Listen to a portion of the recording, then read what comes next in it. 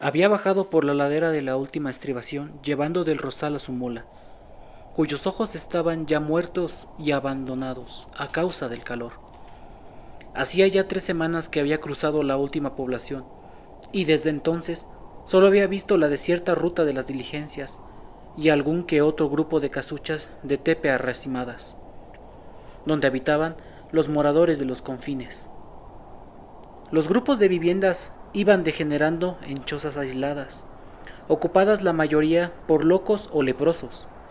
El pistolero descubrió que prefería la compañía de los locos. Uno de ellos le había entregado una brújula silva de acero inoxidable, rogándole que se la diera a Jesús hombre. El pistolero la aceptó solemnemente. Si alguna vez lo veía, le cedería la brújula. No creía que algo así fuera a ocurrir, pero todo era posible. En una ocasión había visto un tajen, un hombre con cabeza de cuervo, pero la cosa había oído solamente soltando unos graznidos que podrían haber sido palabras, que incluso podrían haber sido maldiciones. 5 días habían transcurrido desde la última choza, y ya empezaba a sospechar que no encontraría ninguna otra cuando llegó a la cima de la última loma erosionada y divisó la forma familiar de un bajo techo de tepe. El morador, un hombre de sorprendente juventud, con una desgreñada mata de pelo de color fresa que le llegaba hasta casi la cintura, estaba desherbando una diminuta parcela de maíz con celoso abandono. La mula resolló asmáticamente y el morador alzó la vista, centrando al instante los brillantes ojos azules en la figura del pistolero. El morador no parecía estar armado, sin arcos ni bas a la vista del pistolero. Levantó ambas manos en un brusco saludo y se inclinó de nuevo sobre el maíz para formar un caballón en la hilera más cercana a su choza, encorvando, arrojado por encima del hombro la hierba del diablo y alguna que otra planta de maíz atrofiada. Su cabello ondulaba y frotaba el viento, que en aquellos momentos provenía directamente del desierto, sin que nada lo contuviera. El pistolero descendió poco a poco por la ladera, guiando a la mula, sobre la que se bamboleaban los odres de agua con un ruido de chapoteo. Se detuvo al borde de la pedregosa parcela, tomó un sorbo de los odres para aumentar la salivación y escupió al árido suelo. Vida para su cosecha. Vida para la suya, respondió el morador, incorporándose. Se oyó cómo le crujía la espalda. Estudió al pistolero sin ningún temor.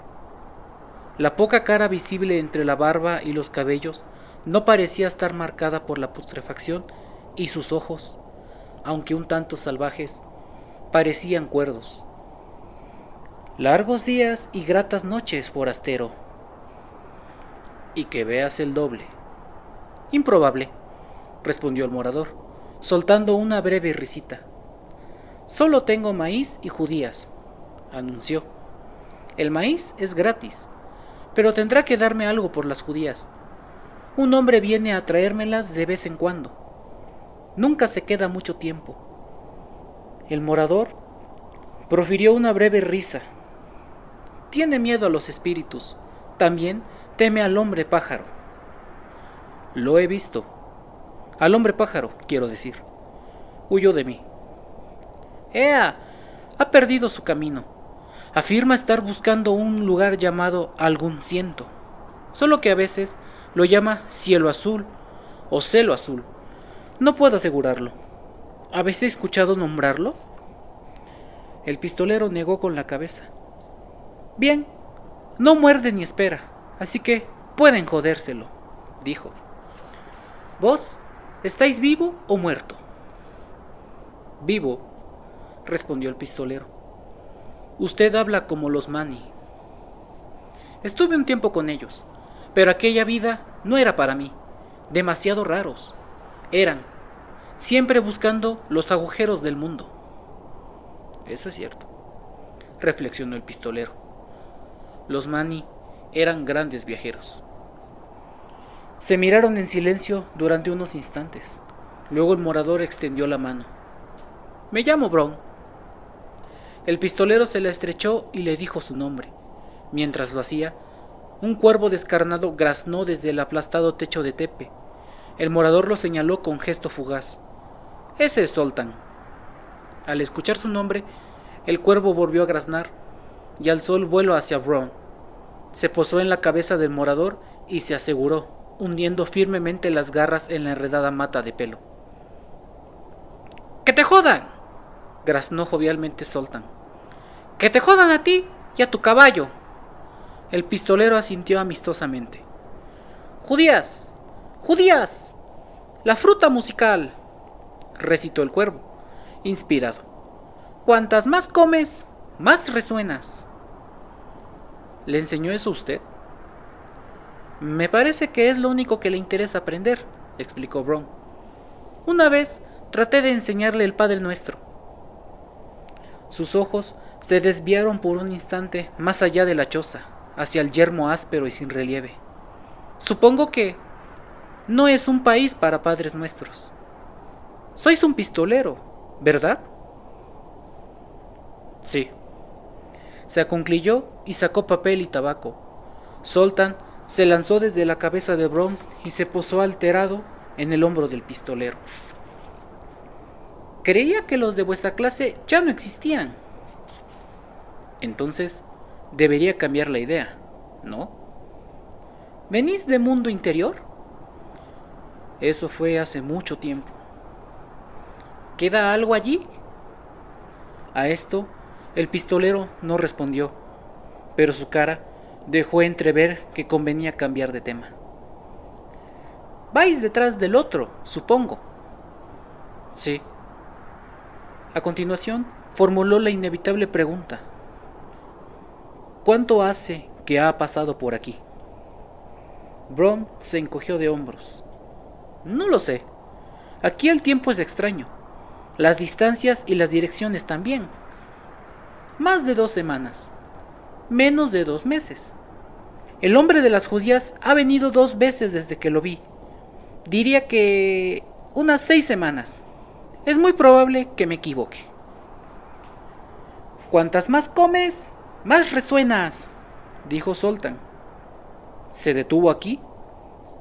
Brown asintió. Se quedó a cenar, igual que hará usted, supongo. Pasamos el rato. El pistolero se puso en pie y el ave revoloteó de vuelta al techo dando graznidos. Sentía un anhelo peculiar y tembloroso. ¿De qué habló? Brown enarcó una cena. No dijo gran cosa. Que si llovía alguna vez, que cuando llegue aquí, que si había enterrado a mi esposa, preguntó si ella era del pueblo maní, y le dije que sí. Ea, porque parecía saberlo de antemano. Yo llevé el peso de la conversación y no es lo corriente. Hubo una pausa, y el único sonido fue el de la ventora. Es un hechicero, ¿verdad? Entre otras cosas. Brown asintió lentamente. Lo sabía. Sacó un conejo de la manga, destripado y listo para la olla. ¿Y usted lo es? ¿Un hechicero? Yo solo soy un hombre. Nunca lo atrapará. Lo atraparé. Se miraron el uno al otro y se estableció una súbita corriente de simpatía entre los dos hombres. El morador entró en su parcela reseca y polvorienta. El pistolero en la dura ladera que descendía gradualmente hacia el desierto. Este último alargó la mano para coger el pedernal. ¡Tenga! Brown sacó una cerilla con cabeza de azufre y la encendió frotándola con una uña sucia de tierra. El pistolero acercó la punta del pitillo a la llamita y aspiró. Gracias. ¿Querrá usted rellenar los pellejos? Apuntó el morador dándose la vuelta. La fuente está bajo el alero de atrás. Empezaré a hacer la cena. El pistolero avanzó cautelosamente entre las hileras de maíz y rodeó la parte de atrás de la vivienda. La fuente manaba al fondo de un pozo excavado a mano y revestido de piedras para impedir que se desmoronaran las paredes de tierra. Mientras descendía por la destartalada escalera, el pistolero calculó que aquellas piedras fácilmente podían representar 2 años de trabajo. Acarrearlas, arrastrarlas, colocarlas. El agua era clara, pero fluía lentamente, y tardó un buen rato en rellenar todos los odres. Mientras subía el segundo odre, Zoltan se detuvo en el borde del pozo. ¡Que te jodan! ¡A ti y al caballo en que viniste!, comentó. Sobresaltado, el pistolero alzó la vista. El pozo tenía unos 5 metros de profundidad. A Bron le resultaría muy fácil arrojarle una piedra, romperle la cabeza y robarle todo lo que poseía. Solo un chiflado o un podrido no lo haría. Bron no era ninguna de las dos. Sin embargo, Bron le gustaba, de modo que desechó la idea y juntó el resto de agua que Dios había enviado. Lo que Dios quisiera era asunto del Ka, no suyo. Cuando cruzó el umbral de la choza y descendió los escalones, la cabaña en sí quedaba bajo el nivel del suelo, a fin de retener y aprovechar el frescor de las noches. Bron estaba removiendo unas mazorcas de maíz sobre las ascuas del pequeño fuego con ayuda de una espátula de madera dura. Había dispuesto 2 platos descaramillados en los extremos opuestos de una manta parduzca. El agua para las judías comenzaba a hervir en un caldero suspendido sobre el fuego. Le pagaré también el agua. Bron no levantó la cabeza. El agua es un regalo de Dios, como supongo que sabréis. Las judías las trae papá Doc. El pistolero emitió un gruñido, que era una risa. Se sentó con la espalda apoyada en una pared áspera, cruzó los brazos sobre el pecho y cerró los ojos. Al cabo de un rato, le llegó hasta la nariz el olor a maíz tostado. Hubo un golpeteo como de guijarros cuando Bron vació un cucurucho de judías secas en el caldero. Un tac, tac, tac, esporádico, cuando Zoltan se paseaba inquieto por el techo. Estaba cansado. Desde el horror que había ocurrido en Tul, la última aldea, venía haciendo jornadas de 16 y hasta 18 horas. Y los últimos 12 días había ido andando. La mula estaba al límite de sus fuerzas, viviendo solo por costumbre. Una vez conoció a un muchacho llamado Shemi, que tenía una mula. Shemi ya no existía. Ahora ninguno de ellos existía, y solo quedaban 2, él y el hombre de negro. Había oído el rumor de otras tierras después de esta, tierras verdes en un lugar llamado Mundo Medio, pero era difícil de creer. Aquí mismo, las tierras verdes parecían la fantasía de un niño. 2 semanas, le había dicho Bron, o quizá tantas como 6, no importaba. En Tul había calendarios, y la gente se acordaba del hombre de negro por el viejo que había curado al pasar. Tan solo un viejo moribundo por culpa de la hierba. Un viejo de 35 años. Y sí, Bron estaba en lo cierto. El hombre de negro había perdido terreno desde entonces. Pero a partir de ahí empezaba el desierto. Y el desierto sería un infierno. Préstame tus alas, pájaro. Las desplegaré y planearé sobre las corrientes térmicas. Se dispuso a dormir. Bron lo despertó 5 horas más tarde. Había oscurecido. La única luz era el apagado resplandor cereza de las brasas amontonadas. «Se ha muerto la mula», dijo Bron. «Ruego me disculpéis. La cena está lista». «¿Cómo?». Bron se encogió de hombros. «Tostada en las brasas y hervida. ¿Cómo si no? ¿Tiene manías?». «No, la mula». «Se ha tendido de lado y ya está. Parecía una mula vieja». Zoltan se ha comido los ojos. «Oh». Está bien. Cuando se acomodaron ante la manta que había a las veces de mesa, Bron volvió a sorprenderle al pronunciar una breve bendición. Lluvia, salud, expansión para el espíritu. ¿Cree en una vida futura?, preguntó el pistolero mientras Bron dejaba en su plato 3 mazorcas de maíz calientes. Bron asintió. Creo que es esta.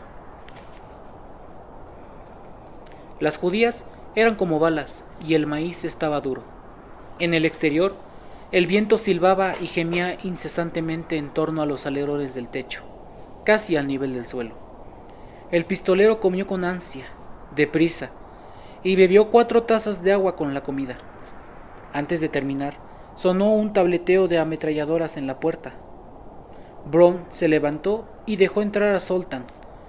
El ave cruzó volando la habitación y se acurrucó pesadamente sobre la esquina y masculló. ¡Fruta musical!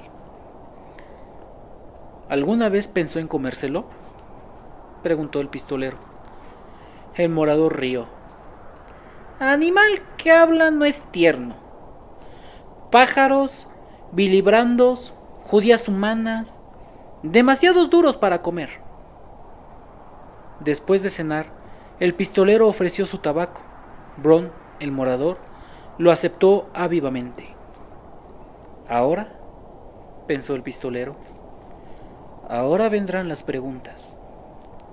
Pero Bron no le preguntó nada. Se limitó a fumar el tabaco que tantos años antes había crecido en Garland y a contemplar las moribundas ascuas del hogar. Dentro de la choza, la temperatura había descendido de manera perceptible. No nos dejes caer en la tentación, dijo de pronto Zoltan, apocalípticamente. El pistolero se sobresaltó, como si le hubieran disparado. De repente, se sintió seguro de que todo aquello era una ilusión, de que el hombre de negro había urdido una ensalmo y estaba intentando decirle algo de una manera enloquecedoramente simbólica y oscura. ¿Ha pasado por Tul?, inquirió de pronto. Bron asintió. Cuando vine hacia aquí, y otra vez antes para vender maíz y beber un vaso de whisky. Este año había llovido. Duró quizás unos 15 minutos. Pareció como si la tierra se abriera para sorber el agua. Al cabo de una hora estaba tan blanca y reseca como siempre. Pero el maíz... Dios, el maíz. Se lo veía crecer. Eso no era lo malo. También se lo olía, como si la lluvia le hubiera dado una boca. No era un sonido agradable. Daba la impresión de suspirar y quejarse al salir hacia la superficie. Tenía de sobras, así que me lo llevé y lo vendí. Papa Doc se ofreció a venderlo por mí, pero me habría estafado. Fui yo. ¿No le gusta el pueblo? No. Estuvieron a punto de matarme, dijo el pistolero. ¿Ah, sí? De eso doy fe con mi sello. Y maté a un hombre que había sido tocado por Dios.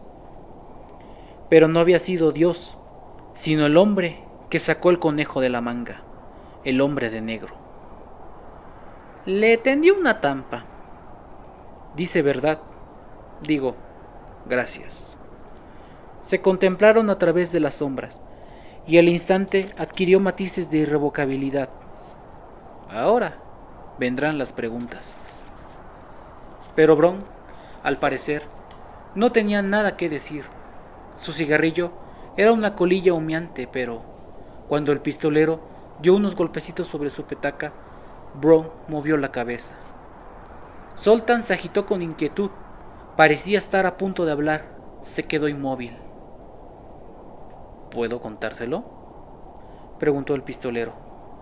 No soy un gran conversador, pero... a veces el hablar ayuda. Escucharé. El pistolero buscó palabras para empezar y no halló ninguna. Tengo que hacer correr agua. Bron asintió. Que corra sobre el maíz, por favor. Claro. Subió los escalones y salió a la oscuridad. Las estrellas refulgían sobre su cabeza. El viento soplaba. La orina se arqueó sobre el polvoriento maizal en un tembloroso chorro. El hombre de negro lo había enviado allí. Quizá incluso Bron fuera el mismo hombre de negro. Quizás fuera... El pistolero desechó esos pensamientos. La única contingencia que no había aprendido a afrontar era la posibilidad de su propia locura. Regresó al interior. ¿Ha decidido ya si soy un encantamiento o no?, inquirió Bron, divertido. El pistolero se detuvo en un minúsculo rellano, sobresaltado. Luego bajó pausadamente y se sentó. La idea había pasado por mi mente. ¿Lo es? En el caso de serlo, no lo sé. Aquella respuesta no ayudaba demasiado, pero el pistolero decidió dejarla pasar. Había empezado a hablarle de Tul. ¿Ha crecido? Ha muerto. Yo lo maté. Estuvo a punto de añadir, y ahora voy a matarlo, por la única razón de no tener que dormir con un ojo abierto. Pero, ¿había llegado a semejante extremo de comportamiento? Y si lo había hecho, ¿por qué preocuparse? ¿Por qué? ¿Si se había convertido en lo que deseaba? No quiero nada de vos, pistolero, excepto seguir estando aquí una vez que se haya marchado. No voy a implorar por mi vida, pero eso no significa que pretenda continuar durante bastante tiempo más. El pistolero cerró los ojos. La cabeza le daba vueltas. Dígame, ¿qué es usted? Simplemente un hombre. Uno que no le hará daño. Y todavía deseo escucharlo, si aún desea hablar, claro. A esto, el pistolero no respondió. Supongo que no se sentirá a gusto hasta que yo se lo pregunte, observó Bron. Y lo haré. ¿Quiere hablarme de Tul? El pistolero se sorprendió al descubrir que esta vez las palabras sí aparecían. Comenzó a hablar en ráfagas entrecortadas que poco a poco se convirtieron en un fluido relato, ligeramente desprovisto de inflexiones. Se sintió extrañamente excitado. Habló hasta bien entrada la noche. Bron no lo interrumpió para nada, y tampoco el pájaro.